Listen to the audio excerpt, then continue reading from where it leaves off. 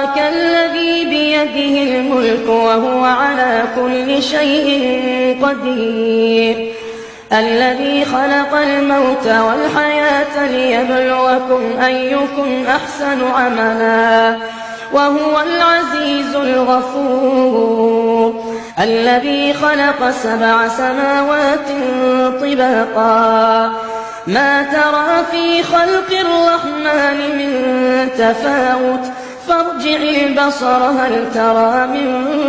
فطور ثم ارجع البصر كرتين ينقلب إليك البصر خاسئا وهو حسير ولقد زينا السماء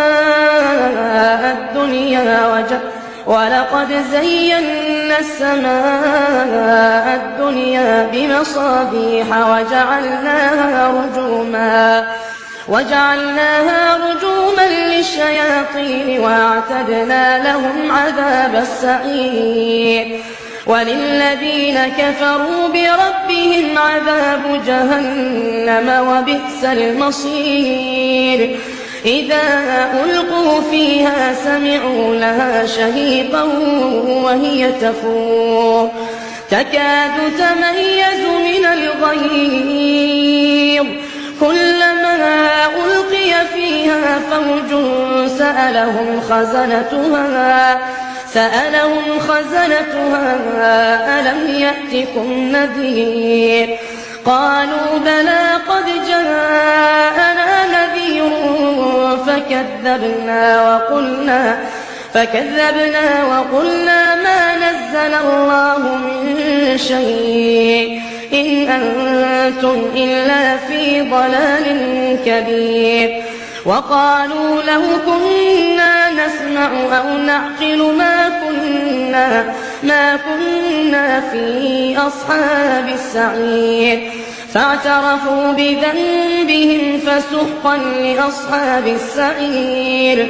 إن الذين يخشون ربهم بالغيب لهم مغفرة وأجر كبير وأسروا قولكم أو اجهروا به إنه عليم بذات الصدور ألا يعلم من خلق وهو اللطيف الخبير هو الذي جعل لكم الأرض ذلولا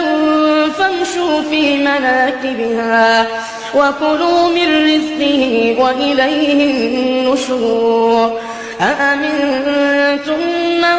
في السماء أن يخسف بكم الأرض فإذا هي تمور أم أمنتم من في السماء أن يرسل عليكم حاصبا فستعلمون كيف نذير ولقد كذب الذين من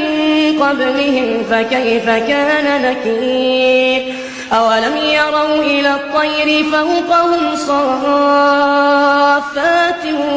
ويقبضن ما يمسكهن إلا الرحمن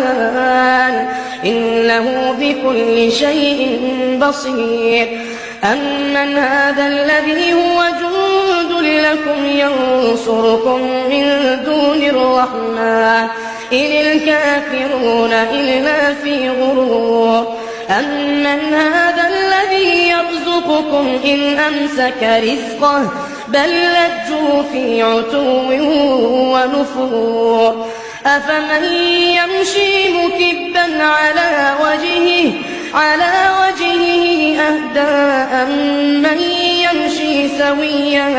أمن يمشي سويا على صراط مستقيم قل هو الذي أنشأكم وجعل لكم السمع والأبصار والأفئدة قليلا ما تشكرون قل هو الذي ذرأكم في الأرض وإليه تحشرون ويقولون متى هذا الوعد إن كنتم صادقين قل إنما العلم عند الله وإنما أنا نذير مبين فلما رأوه زلفة سيئة سيئت وجوه الذين كفروا وقيل هذا الذي كنتم به تدعون قل أرأيتم إن أهلكني الله ومن معي أو رحمنا فمن يجير الكافرين من عذاب أليم قل هو الرحمن آمنا به وعليه توكلنا فستعلمون من هو في ضلال مبين قل أرأيتم إن أصبح ماؤكم غورا فمن يأتيكم بماء